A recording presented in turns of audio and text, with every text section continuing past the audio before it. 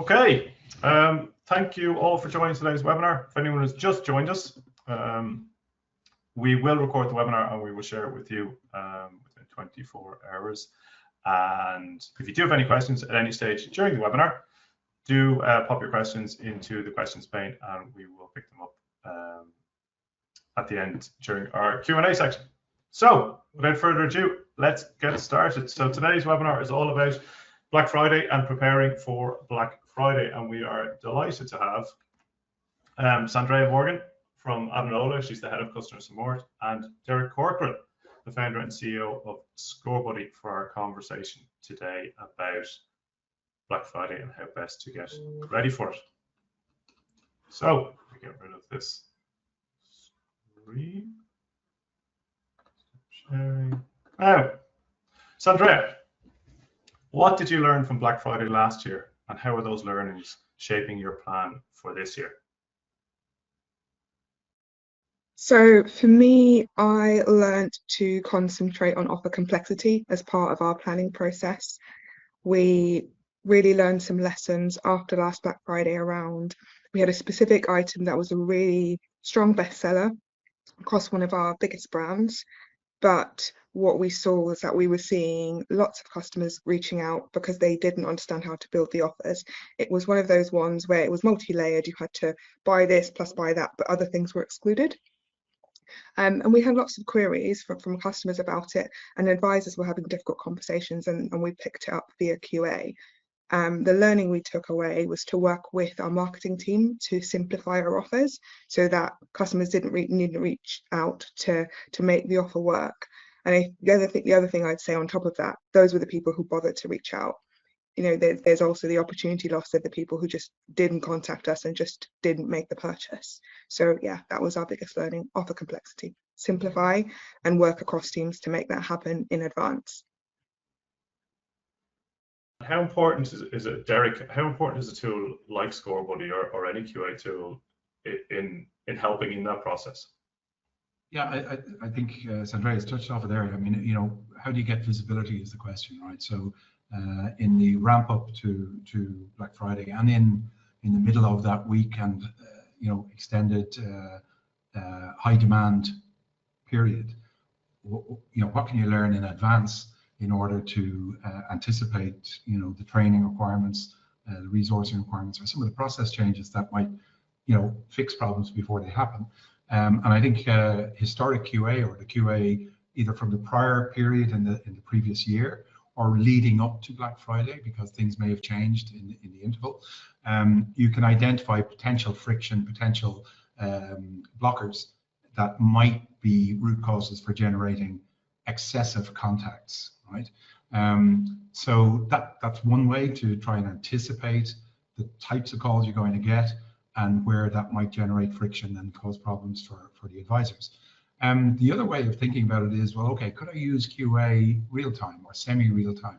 So in other words, once that wave of increased activity has hit the teams, can I red flag some items that are, you know, generating in real time spikes in particular types of call or particularly complex problems that advisors are having to manage. So I think the concept of you know, auto QA, which is now something that is available to us now, that wouldn't have been necessarily 2 years ago, 18 months ago.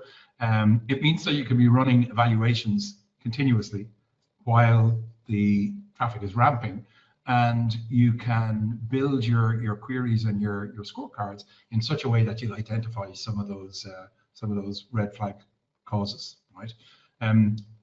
If you think about QA as extended beyond just the scoring, the evaluators and the evaluations, and look at it from a conversation analytics point of view, then it's the same idea. You know, you would set topics and design your conversation analytics to try and highlight bad outcomes for customers, and then look back at those and see what the root cause was and adjust mid-flight essentially.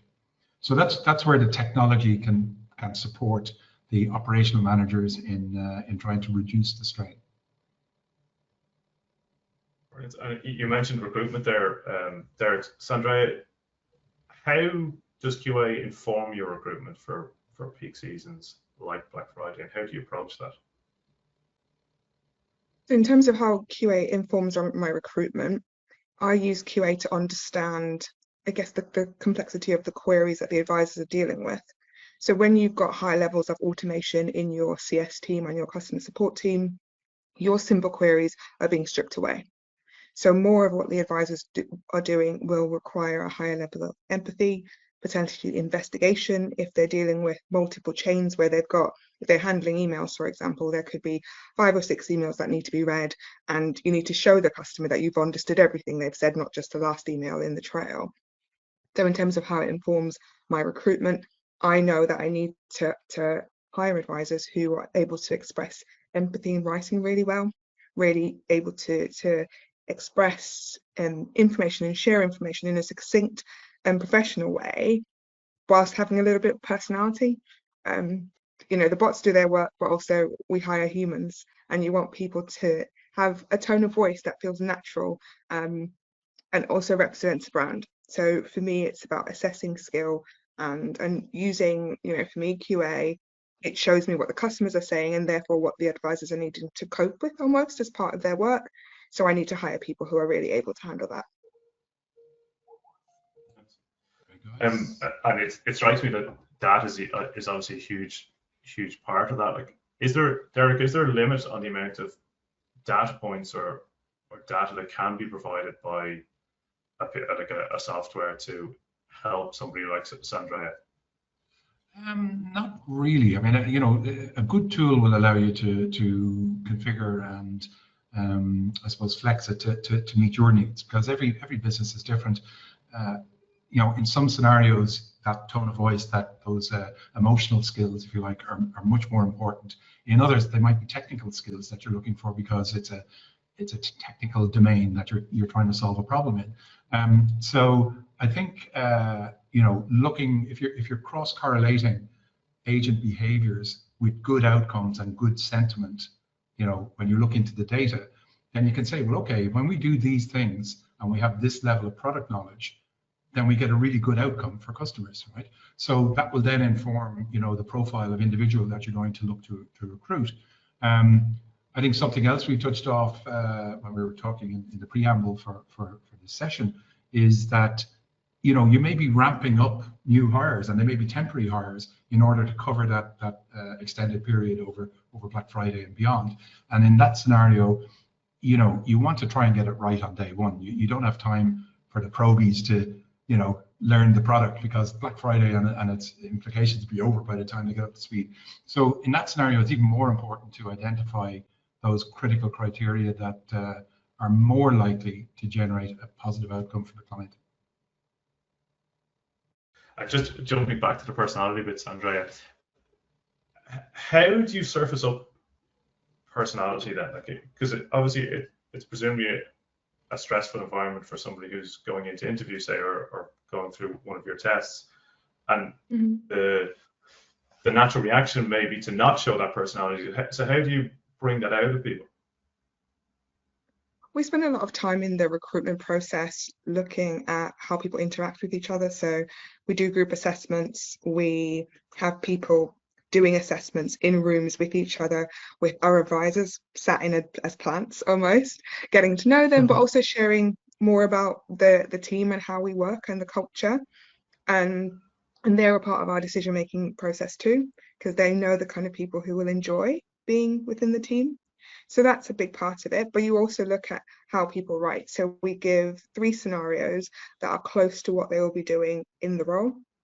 And we tell them, we give them a bit of information. It's not about an accurate answer because they don't know our processes, but it's about expressing empathy to the customer, handling the query as they would do if they were in the role, but also showing us who they are.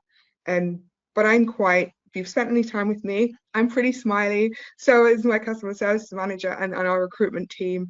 And we create a warm space so that people don't feel that stress. Interviews are really stressful.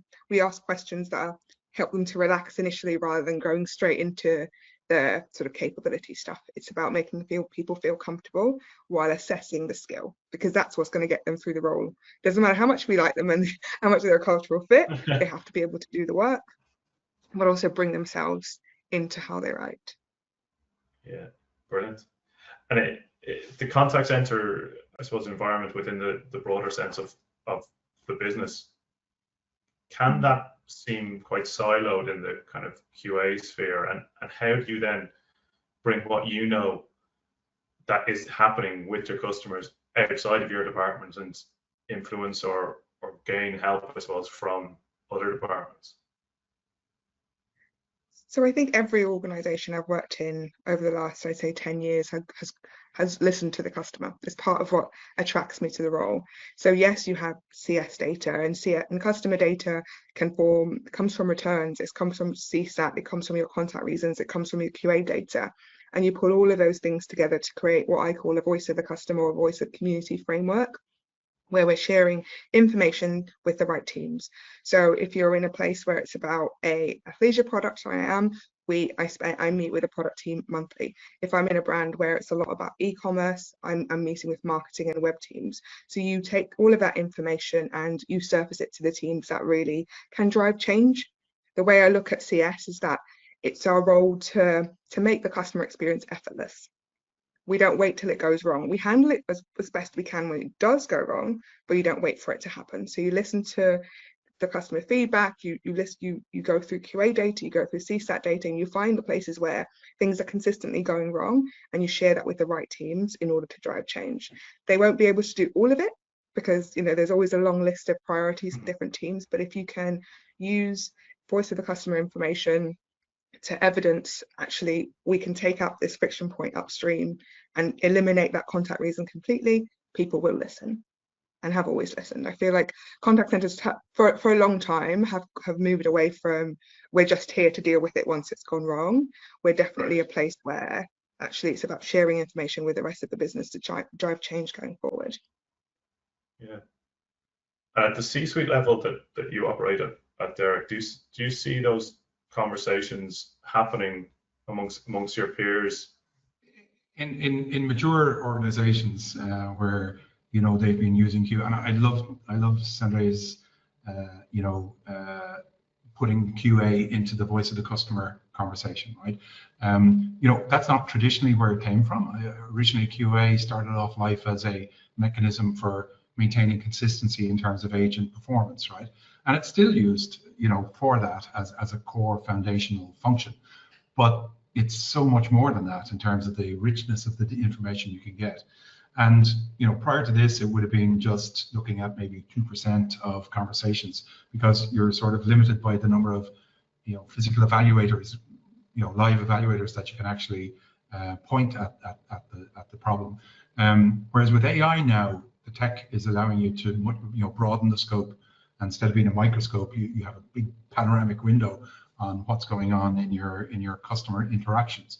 So what's the implication of that? Well, literally, as Sandrea is saying, you take that information, those insights, and you put it in the hands of people who can make changes in the processes, in the product, in the distribution, generally in the business, and by implication, then you can have transformative change. From our point of view, we're looking at it, and again, we're seeing just more and more data coming our way. And what we've done is we've created an embedded sort of business intelligence layer, which allows the operational managers in the QA teams and the contact center teams to share that information more widely. So the idea being that perhaps you build a dashboard specifically for the C-suite so that they can see the high-level trends, spikes, root causes, just at a glance, right? And so it expands the view dramatically. So that's what the platforms are capable of doing. But I think it needs a willingness within the organization to treat the information in that way. If it's only used in the trenches to manage individuals and teams and so on, you're probably missing a trick, to be honest. Yeah. I couldn't agree more. It's a real missed opportunity if you're only looking at QA as an advisor metric. It needs to be considered to be a part of your business metrics as well.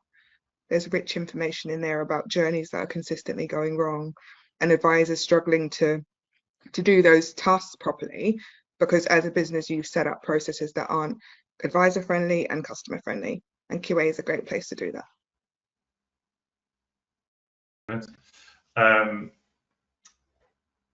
The next question I have jumps back slightly to, and actually it ties in what Derek mentioned earlier. So what you were saying earlier, Sandra, about recruitment, and Derek, what you were saying about like in the moment and how you can use QA almost immediately. When it comes to Black Friday, how do you approach coaching, Sandra? So in terms of approaching coaching around Black Friday, you've got two things that are happening at the same time. I'd say you've got usually new starters who need closer coaching and support, and you've got an experienced team who are probably dealing with higher level escalations, because I feel like around Black Friday and around Christmas, which is another big retail peak, it's quite an emotive shopping period for people. And also the carriers are dealing with a lot more volume, so you're more likely to have a lot more problems. So in terms of running the operation, you've got two coaching approaches. I think with new starters, they're being monitored much more closely and supported much more closely in terms of their development, and you give them quick wins frequently over that initial period. But I try to make sure I bring people in as early as possible so they've got time to bed in before we really hit that Black Friday peak. The coaching conversations are shorter, sharper. This was great. This is one thing you need to work on. And then we check in the next day and you're giving them fast, frequent feedback. Your more experienced team, you're working on their resilience and dealing with really complex things that are really hard. You're working on their ability to be empathetic, but sometimes just following a line, because there will be times where we can't do anything about the thing that the customer wants us to do. You can't give them the answer that they want, but you need to do that in a professional manner and while still trying to maintain that brand love, if you want to use that language. So yeah, you've got two different approaches depending on who you're coaching during that period. Your new starters, but also how you handle your internal team.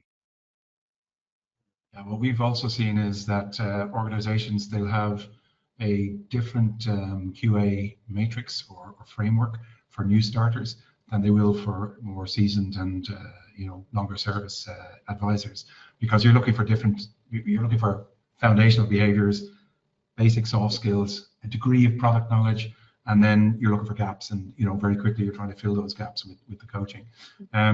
So yeah, I mean, I think even in the ramp up period, short, sharp QA, which is tuned for those new starters, is going to give you a quicker ramp up period. So we've seen that used in other organizations. Brilliant. And imagine we're in the thick of Black Friday now, and things are coming at us fast. Where in the customer journey do support teams see the most friction during peak periods, and how do you use QA to identify those and surface them, I suppose, so that you can deal with them?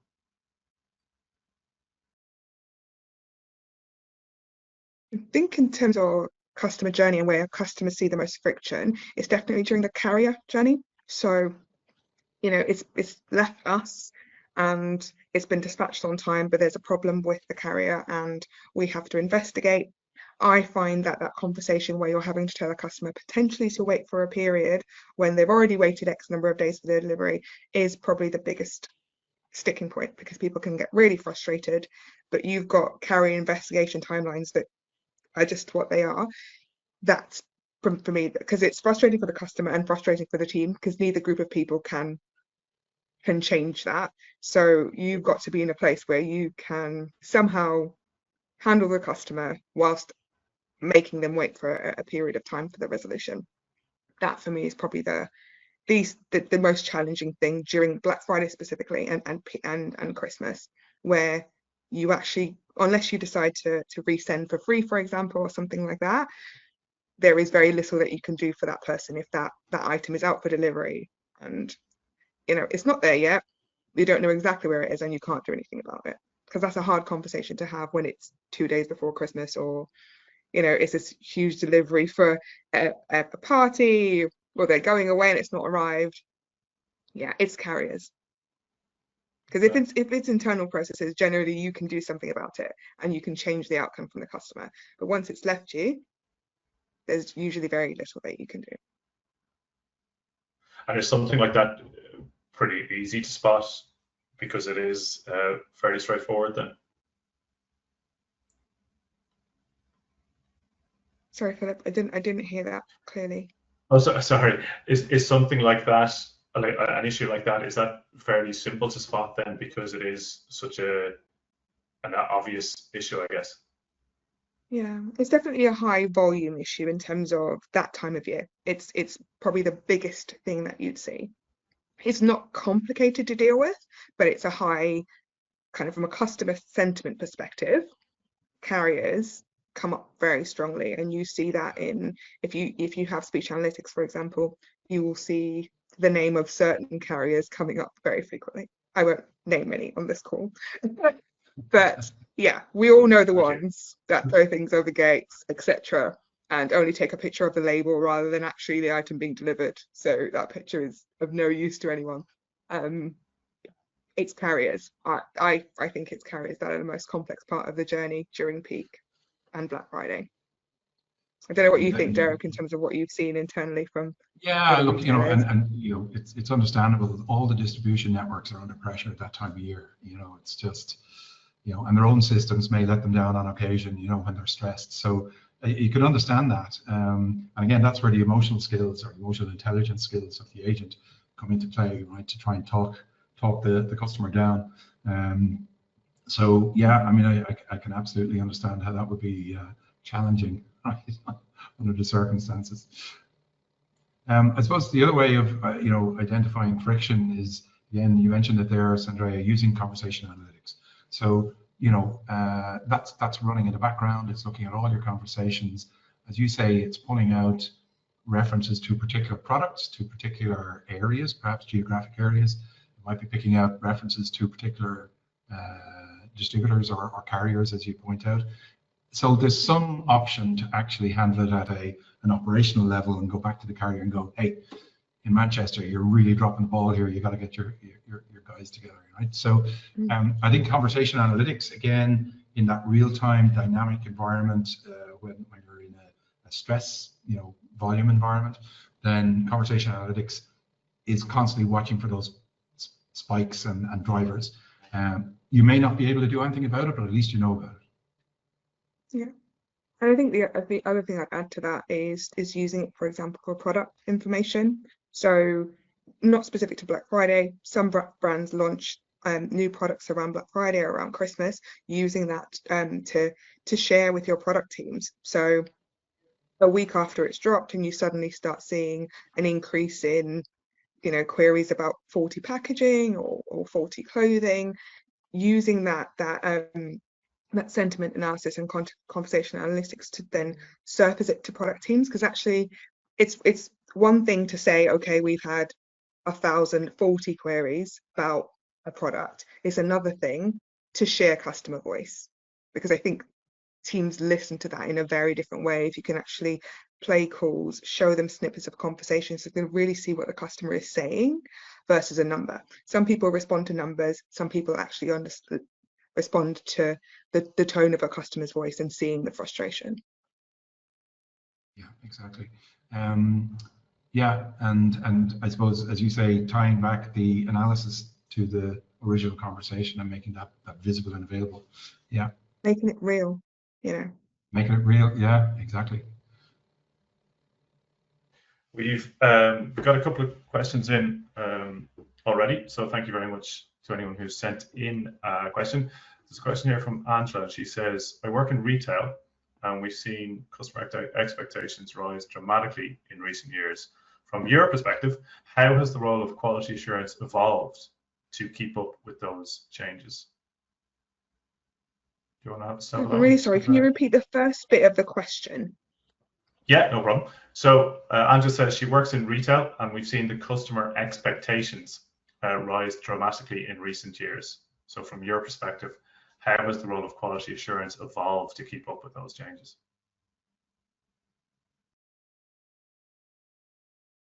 I think, I mean, for me anyway, QA has got more complex. I remember when scorecards were 5 or 6 questions, really straightforward, yes or no. And now when I think of the scorecards I've seen, you know, either the manual ones, which some people use, or the AI ones, there are a lot more questions in order to really understand the customer's experience on that ticket and the experience that the advisor delivered, so you can give quality feedback. I think QA has come from a place where it used to be just about numbers, and now it's about really giving advisors tangible feedback so that they can change the experience they're giving to customers. I think, yes, customer expectations have changed, but that's been driven by big brands doing it really, really well, and the rest of us have just had to come along. But we want to, because we know that NPS matters. You know, customers coming back is driven by the experience your advisors deliver. So I'd say yes, customer expectations have increased and QA scorecards have changed to reflect that. We expect more, and that's from the advisors as well as the coaches, but the scorecard gives you the scope to do that. A good scorecard is easy for the assessor to use and understand, but also deliver actionable feedback for the advisor. You're not just doing it to get it done, you're doing it to drive change and help the advisor improve. Yeah, just from a technology perspective, you know, what are the implications? Again, you know, many organizations are rolling out Gen AI chatbots now to handle those simple interactions. You know, the where's my package, or check my account balance, or whatever it may be, right? So the low-hanging fruit is being generally automated, but the complexity that the bots can handle is definitely improving and increasing, right? And one of the questions that you might ask yourselves is, well, okay, who's watching the bots? You know, we spend a lot of time, and Sandrea has described, we've seen scorecards with 30 questions, right? You know, that's becoming very difficult to manage. But with the new tech, what you can do is, number one, you can build scorecards that are very specific to your chatbots. So you can look at the conversations the chatbots are having with your customer base and assess them in exactly the same way you would an agent, right? So did it have the right tone of voice? You would like to think so. Did it follow procedures? Did it, etc. Right? So you can protect against a badly designed bot doing brand damage by providing that governance and audit, right? And you can do it in such a way that you are not burdening your evaluators with new conversations. So you can pull those automated conversations away from the evaluators. You can auto score them using AI, but you set the same criteria you would expect in terms of brand, in terms of soft skills, even in terms of close rates, and you can cover that without extra resource. So that's one aspect of it. The other aspect is, again, with auto scoring, even if you're not looking at bots, if you're looking at hybrid conversations where it's part deflected by the bot but then transferred to the agent, or it's a full end-to-end agent conversation, you can now generate multiple AI evaluation scorecards to cover those questions that you don't necessarily need the evaluator to look at. So the evaluator can start narrowing the focus on critical elements that affect customer expectation and customer outcomes, and you can let the tech look at the edges and keep an eye on the other stuff. So it is a changing environment. We're not fully there yet. We're as a tech company, we're trying to predict what it looks like in 6 months' time, even 3 months' time, right? It's changing so fast. But those are the trends, right? You're seeing hybrid calls where it's part bot, part human, and you need to apply QA, governance to that as well, right? So that's what we're seeing, and that's how the tech helps with the complexity, I suppose. Second question is from Mark, and he says it can be tough to balance efficiency with genuine customer care, especially across large teams. What have you seen work best for maintaining that balance in contact centers? Maintaining the balance in terms of staffing and delivery. So for me, I've always used that kind of value irritant model, where you look at the value to the business and you look at the value to the customer. And if that process or experience is of low value to both groups of people, it's a process that you need to ideally stop from happening. A good example of this is a where's my order query. You should make sure that you're sending out the right information so the customer never has to even think about where the order is. They know. And if they need to do it, it should be a quick, simple, automated process. So that's low value for us because it shouldn't be happening, and low value for the customer because they should just know where things are. A high value experience is, I have a product query, I want to buy something, but I'm unsure. That is an experience I want an advisor to be super skilled on the product, to be engaged, enthusiastic, and really be working on. So when I think about what I'm going to automate in any contact center role, I'm looking to strip out low value for the customer, low value for the business, and really simple. I'm looking to keep complex experiences that require real empathy, but also opportunities for the business to generate revenue by having an impactful conversation with a customer about the product. So that's how I make that decision. What to automate versus what to keep with a human. Brilliant. And the last question I have is, as someone leading a QA platform, what trends are you seeing in how companies are using customer feedback and analytics to actually change behavior on the contact center floor? Derek, that was for you. Directed towards me, Philip? Yeah, so someone leading a QA platform, what trends are you seeing in how companies are using customer feedback and analytics to actually change behavior on the contact center floor? Yeah, I think more and more clients are talking to us about linking analytics, conversations analytics, and QA to coaching, right? So the way we view coaching is personalized learning, right? It's down to the individual. So AI is particularly good at looking at large collection of data and summarizing or at least making recommendations on the back of that. So if you consider that an evaluator is looking at maybe I don't know, six interactions per week per agent, right? That's not a lot of information to work off to provide a holistic view of that agent's, total talent. So there's definitely a trend towards using AI to have a much wider view of the world and to make recommendations at an individual level and say, you know what, this agent would benefit, would generate better outcomes if they follow some of these suggestions, right? Now you could deliver that at supervisor or team lead level and let the team lead then deliver that to the agent. It's one way of approaching it, or you can put it in the hands of the agent directly. We're working with some of our clients to see what's the agent impact of that. Do they engage with that information? And do we see improved outcomes? So that would be one way of tying the data to the behaviors of the agent. And maybe it's a product gap that's been identified, in which case it's training as opposed to coaching. So coaching tends to be more soft skills. Learning tends to be more, hard skills, product procedures, etc. So yeah, that I think that's going to be highly valuable going forward. Just as I say, at an individual level, using meaningful amounts of data to recommend to an agent how they might improve their outcomes. Are you seeing that too, Sandrea? As I think about, I guess, what senior teams are looking at in terms of QA, I think just really highlighting the advisor voice, I'd say, and the customer voice through data. So in a space where we have lots of data and insight, making it really actionable and useful for the people that are consuming it and using it to drive change, those are the big things that I think everyone needs to be doing. And, having described so thank you, Steve.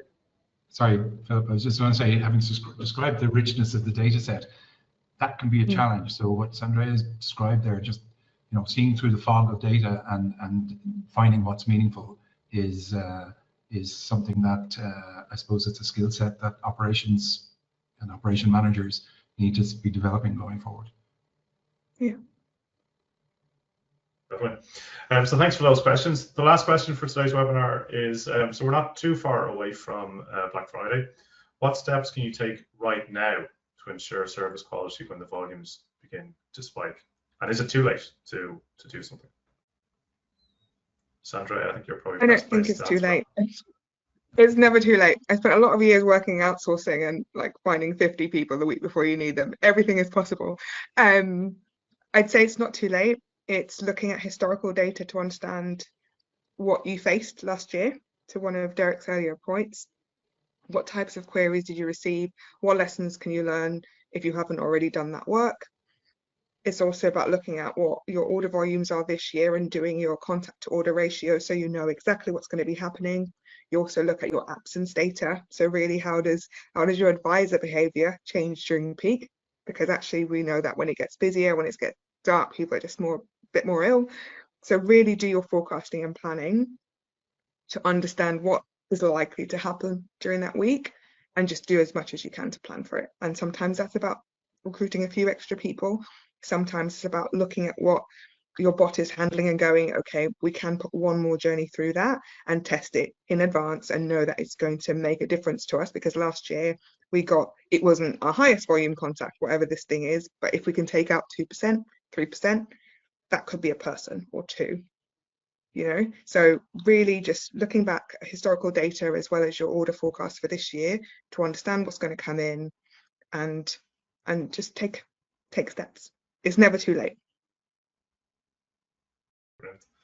Yeah, I mean, I think again, looking at it from a data perspective, I mean, I suppose there are 3 checkpoints really in timeframes. So there's looking back at last year's behaviors and trying to extrapolate from that. And see, what can you learn from that data set. But having said that, 12 months is a long time in politics, so things will have changed. I know, Sandrea, you rolled out a new Gen AI bot. So, the forecast looks different this year compared to last year. You may have new products on offer, etc. So I think the second checkpoint is really in the period, maybe a quarter before 28th of November, Black Friday, and see, can you determine any changes in patterns, any changes in root causes, any new products that might be causing a little bit of friction, any processes that might be causing friction, and you try and fix those in advance, right? So that at least you're ironing out the wrinkles in advance of the surge. And then the third checkpoint, I would say, is post-event, so post Black Friday. And I know, talking to some customers, they would have quite a long tail, right? So it's big spike in November, there's then the Christmas promotions, then there's still, the follow-up calls that happen after post-delivery, and so it trails off into January. So I would be looking at the data from that period in the new quarter, and I'd be learning as quickly as I can from that what went well, what didn't go so well, and taking lessons from that. Thank you both. Thank you, Derek. Thank you, Sandrea, for your time today. It's a brilliant, well, I think it's been a brilliant conversation, but I suppose I would be biased. But I think we can safely say that historic data is going to be hugely helpful when it comes to preparing for Black Friday. The way you approach recruitment, again, I think it's fascinating the changes, I think, Sandrea, that you've made, given the changes that have happened from, say, voice to text-based communications, and being able to show that empathy, I think is really interesting, and something I think we should all bear in mind, just even in our day-to-day dealings with people, and then the importance of QA and getting that message out across the company and how you can affect real change. So thank you very much for taking the time to join the webinar today, and to everybody who has joined us in the audience, thank you very much. As I said at the beginning, we will share the recording with you in the next 24 hours. And if you do have any questions in the meantime, please do reach out to us. But all that needs to be said is thank you very much, and we'll hopefully see you soon. Thanks, everybody. Thanks, everyone. See you, Sandrea.